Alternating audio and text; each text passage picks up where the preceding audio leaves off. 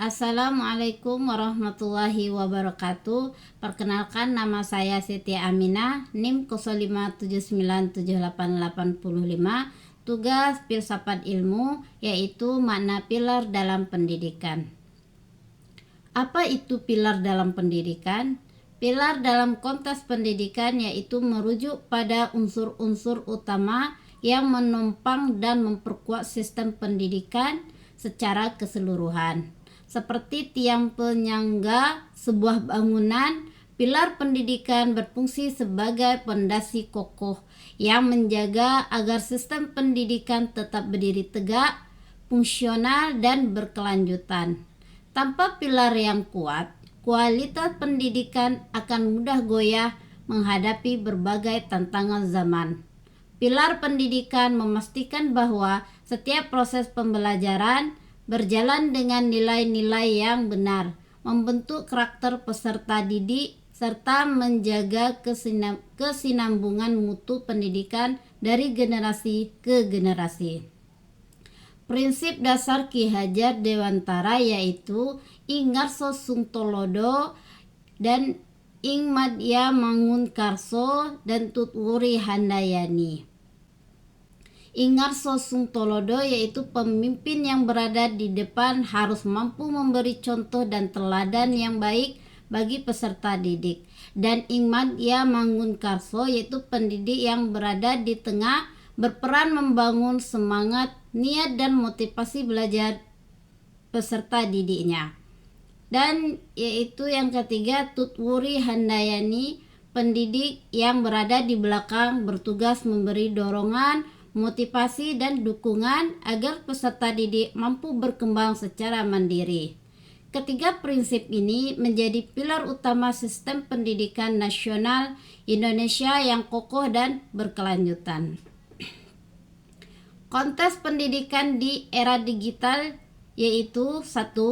Pembelajaran daring ini semakin meluas dan menjadi bagian tak terpisahkan dari sistem pendidikan modern di seluruh dunia. Yang kedua yaitu perubahan karakter peserta didik. Di era digital membawa perubahan pada karakter dan pola belajar peserta didik yang membutuhkan pendekatan pendidikan yang adaptif. Yang ketiga yaitu literasi digital. Literasi digital menjadi kebutuhan mendasar bagi peserta didik agar mampu belajar, berkolaborasi, dan berinovasi secara efektif. Yang keempat yaitu peran guru semakin kompleks. Guru dituntut menguasai teknologi, menjadi fasilitator digital, dan tetap menjaga kualitas interaksi edukatif di era virtual.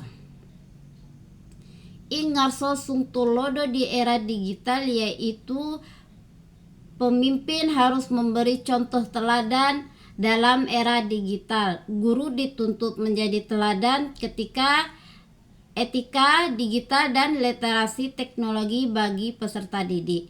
Guru yang bertanggung jawab menunjukkan cara menggunakan teknologi secara bijak, etis, dan produktif dalam proses pembelajaran. Contohnya yaitu guru mempraktikkan penggunaan teknologi yang bertanggung jawab seperti mengutip sumber digital dengan benar, menjaga privasi data, dan berperilaku sopan di ruang maya. Tantangan utama adalah menjaga integritas dan kredibilitas di dunia maya, di mana batas antara ruang pribadi dan profesional semakin menghilang. Ing Madya Mangun Karso di era digital yaitu menempatkan guru sebagai sosok yang berada di tengah-tengah peserta didik untuk membangun semangat dan dorongan belajar di era digital. Peran ini sangat penting namun penuh tantangan. Guru dituntut untuk hadir secara aktif dalam lingkungan virtual, menciptakan suasana belajar yang kondusif meski tanpa tatap muka langsung, dan memastikan setiap peserta didik tetap termotivasi dalam proses pembelajaran daring. Guru perlu menyediakan dukungan sosial dan emosional secara daring melalui sesi diskusi virtual, forum tanya jawab dalam umpan balik yang konsisten. Tantangan utama yang dihadapi adalah keterbatasan interaksi langsung dan hambatan komunikasi yang dapat mengurangi kedekatan antara guru dan peserta didik. Oleh karena itu, kreativitas dalam pemanfaatan platform digital menjadi kunci agar semangat belajar tetap terjaga. Selanjutnya yaitu revelasi Tutwuri Handayani di era digital, yaitu prinsipnya mengajarkan guru untuk memberikan dorongan dari belakang, mendukung kemandirian peserta didik di era digital ini. Prinsip ini semakin relevan dalam mendorong peserta didik untuk aktif, kreatif, dan bertanggung jawab dalam proses belajar mandiri secara daring. Mendorong peserta didik aktif dan kreatif dalam pembelajaran digital, guru berperan sebagai fasilitator dan motivator jarak jauh, membangun kemandirian belajar melalui platform digital. Tantangannya yaitu menjaga motivasi dan disiplin belajar peserta didik di lingkungan virtual. Pilar pendidikan dan karakter digital yaitu 1. Literasi digital sebagai karakter. Kemampuan literasi digital bukan sekedar keterampilan teknis, melainkan bagian dari pembentukan karakter peserta didik yang adaptif dan kritis. Yang kedua yaitu peran guru sebagai pilar.